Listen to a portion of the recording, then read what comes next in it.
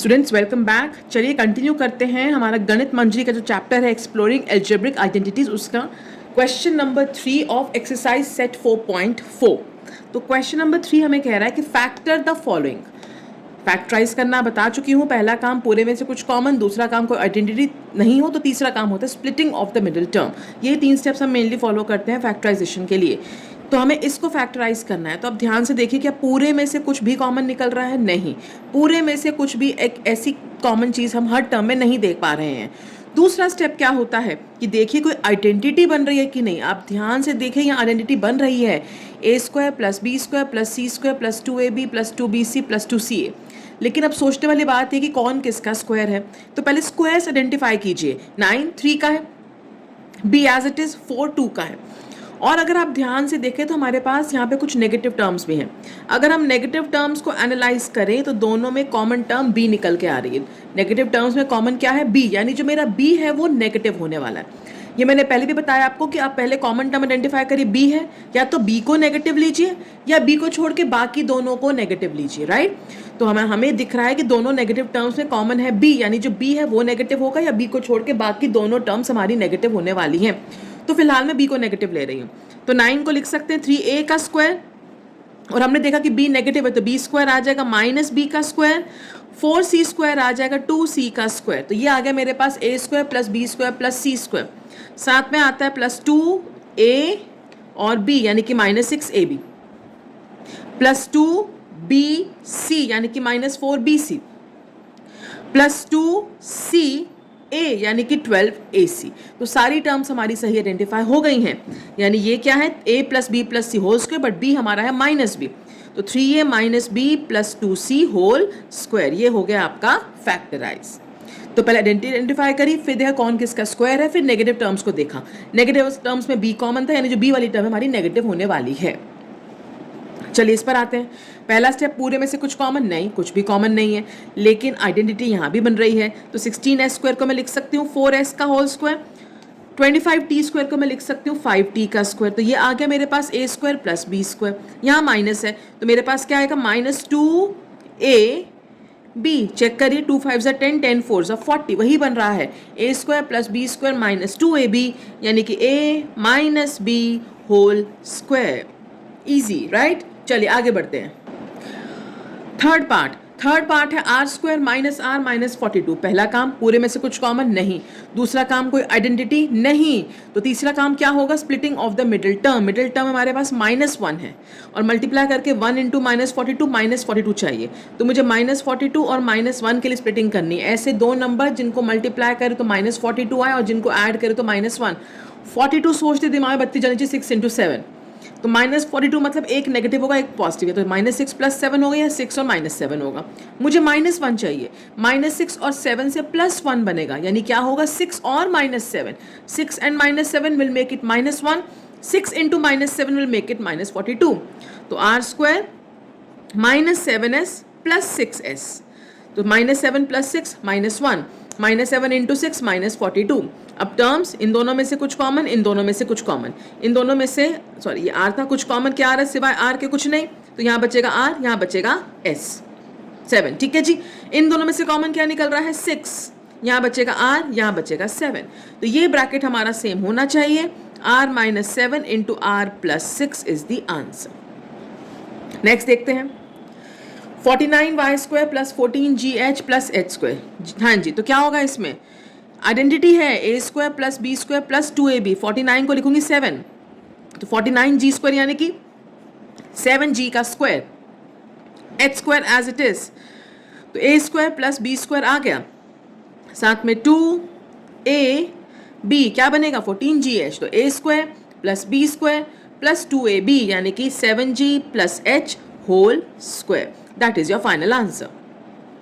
Last part, इसको भी अगर आप देखें तो ध्यान से, तो आइडेंटिटी बन रही है a² + b² + c² + 2ab + 2bc + 2ca।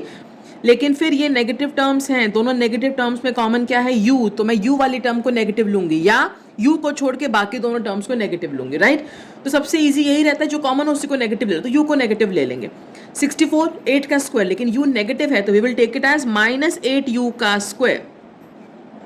फिर 121 यानी कि 11 v का स्क्वायर, 4 यानी कि 2w का स्क्वायर, तो a square plus b square plus c square आ गया, साथ में 2a b चेक करो, -16 इंटू 11 -176 प्लस 2b c 2 11 22 और 2 44 प्लस 2c a कितना आ गया, 2 2 4 इंटू -8 -32, सारी टर्म्स आ गए, a square plus b square plus c square plus 2ab plus 2bc plus 2ca, यानी कि -8u plus 11v plus 2w whole square a plus b plus c whole square. तो यहाँ ख़त्म होता है हमारा एक्सरसाइज सेट 4.4। चलिए आगे बढ़ते हैं और कुछ और आइडेंटिटीज़ को समझते हैं। नेक्स्ट आइडेंटिटी हमारे पास है a cube plus b cube, दूसरी है a cube minus b cube. तो क्या होता है a cube plus b cube? Simple है, a प्लस b ब्रैकेट में a square plus b square minus ab। Very easy, a cube plus b cube क्या है, a plus b, a square plus b square minus ab, और a cube minus b cube क्या है, a minus b, a square plus b square plus ab। ठीक है जी, चलिए एक identity और देखते हैं, सबसे लंबी आइडेंटिटी और एक तरह से लास्ट आइडेंटिटी आपकी। क्या है identity, a cube plus b cube plus c cube minus 3abc। ये किसके इक्वल होता है, a plus b plus c bracket a square plus b square plus c square minus ab minus bc minus c a. I know थोड़ी लंबी identity है लेकिन काफ़ी easy है, काफ़ी इंटरेस्टिंग आइडेंटिटी है। तो जब तीन चीज़ों का क्यूब दिख जाए, तीन नंबर्स का क्यूब, तो पक्की बात है ये आइडेंटिटी लगनी, क्योंकि तीन क्यूब वाली कोई और आइडेंटिटी आपके पास नहीं है। तो A cube plus B cube plus C cube minus 3abc is A plus B plus C, A square plus B square plus C square minus A B minus B C minus C. तो ये आपकी remaining 3 identities हैं, इससे हमारी सारी identities खत्म हो जाती हैं। बट अभी क्वेश्चन शुरू कर रहे हैं। We are doing exercise set 4.5। Exercise set 4.5 में एक ही क्वेश्चन है, उसके कुछ 6 पार्ट्स हैं। तो क्वेश्चन क्या कहता है, simplify the following rational expressions. यानी अब जो आपको एल्जेब्रिक एक्सप्रेशंस दिए हैं वो रैशनल फॉर्म में है, यानी एक न्यूमरेटर है और एक डिनोमिनेटर है, राइट। अब मुझे इसको सिंप्लीफाई करना है। अब लॉजिक क्या है, सिंप्लीफाई कैसे होगा, मुझे ऊपर लगानी पड़ेगी कुछ फैक्टराइजेशन टेक्निक्स, नीचे लगाने पड़ेंगे कुछ टेक्निक्स। अगर बाई चांस कुछ कैंसिल होगा तो ठीक है, अदरवाइज जो रह जाएगा वही हमारा आंसर होगा। क्या मतलब वो इस चीज़ का, चलिए लेट्स सी। तो मैं पहले देख रही हूँ न्यूमरेटर को, अलग से सिंप्लीफाई कर रहे हैं।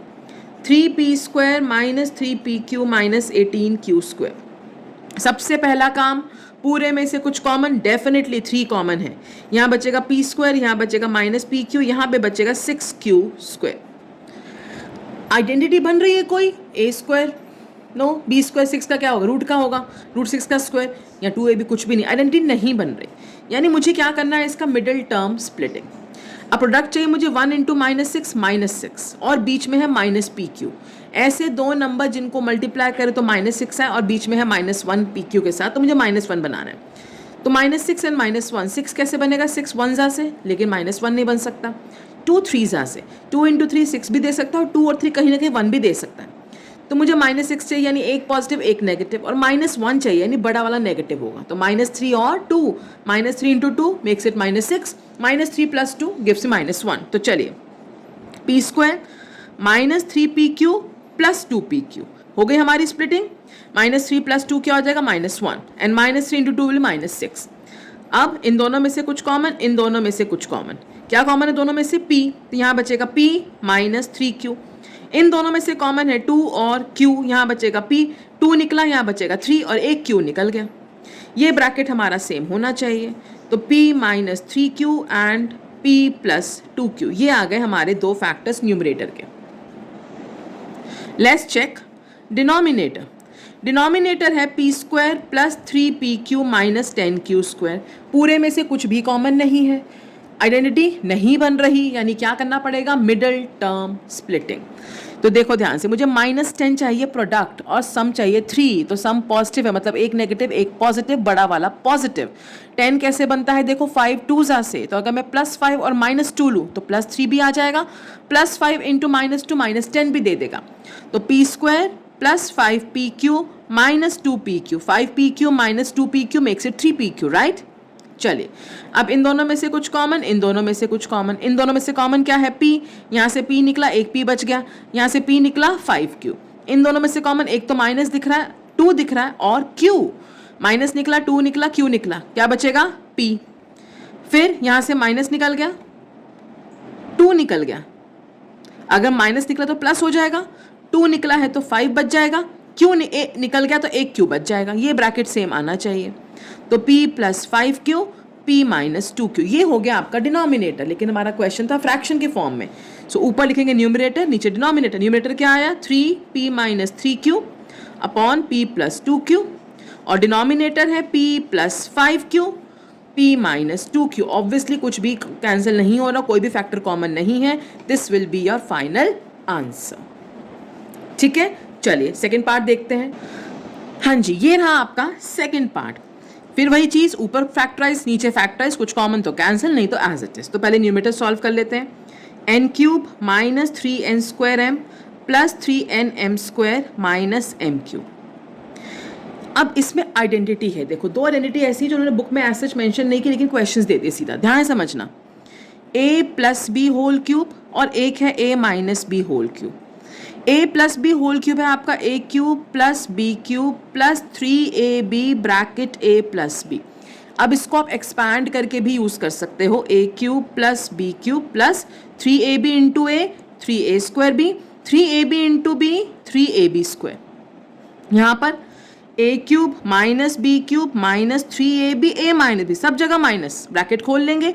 a cube minus b cube minus 3ab into a minus 3a square b minus 3ab into minus b minus minus plus 3ab square. Mostly नीचे वाली फॉर्म में ही ये दोनों आइडेंटिटीज़ यूज़ होती हैं। तो अगर आप ध्यान से देखो तो आपको यही वाली आइडेंटिटी दे रखी है, a cube n cube minus b cube minus m cube minus 3a square b minus 3n square m plus 3ab square plus 3nm square. तो एज इट इज़ यही आइडेंटिटी है हमारी, यानी ये क्या हो गया n minus m whole cube, a cube minus b cube minus 3a square b plus 3ab square. Numerator बहुत इजीली सिंप्लीफाई हो गया। अब देखते हैं डिनोमिनेटर को, 5m square minus 10mn plus 5n square. पहला काम, कुछ कॉमन, पूरे में से 5 कॉमन, यहाँ बचेगा m स्क्वायर, यहाँ बचेगा माइनस 2mn, यहाँ बचेगा n स्क्वायर। अब ध्यान से देखो, आइडेंटिटी है ये a square plus b square minus 2ab, यानी कि m minus n whole square, a square plus b square minus 2ab।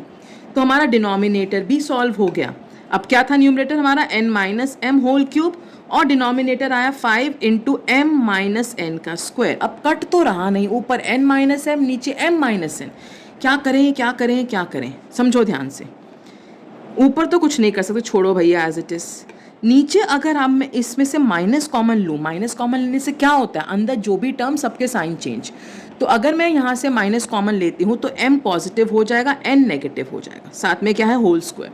तो मैंने ब्रैकेट के अंदर अंदर ही माइनस कॉमन लिया, जिससे n पॉजिटिव हो गया, m नेगेटिव हो गया। ठीक है, n पॉजिटिव m नेगेटिव हो गया। मेरा माइनस कॉमन लेते ही m नेगेटिव हो गया, n पॉजिटिव। माइनस लूँगी तो n का माइनस बाहर गया तो पॉजिटिव हो गया, m के पास था नहीं इसलिए वो नेगेटिव हो गया। अब स्क्वायर हो रहा है, मैंने माइनस जो कॉमन लिया है, किसी भी नेगेटिव नंबर का स्क्वायर पॉजिटिव होता है, तो जो मैंने माइनस कॉमन लिया है उसका स्क्वायर अपने आप पॉजिटिव हो जाएगा। तो ऊपर क्या बचा, n minus m whole cube, नीचे 5, बाहर वाला माइनस तो स्क्वायर होकर पॉजिटिव हो गया, अंदर है माइनस m प्लस n, यानी कि n minus m plus n। अब अगर आप देखो तो दोनों ब्रैकेट सेम आ गए, ऊपर 3 है n माइनस m, नीचे 2 हैं, तो ऑब्वियसली 2 कट जाएंगे, क्या बचेगा n माइनस m बाय 5। ये आएगा हमारा इसका फैक्टराइज करने के बाद न्यूमरेटर और डिनोमिनेटर दोनों को, n माइनस m अपॉन 5। ठीक है जी, चलिए इसको यहीं तक रखते हैं, and we will continue in the next video. Till then you please revise, send me doubts in the comment section. Take care, bye bye.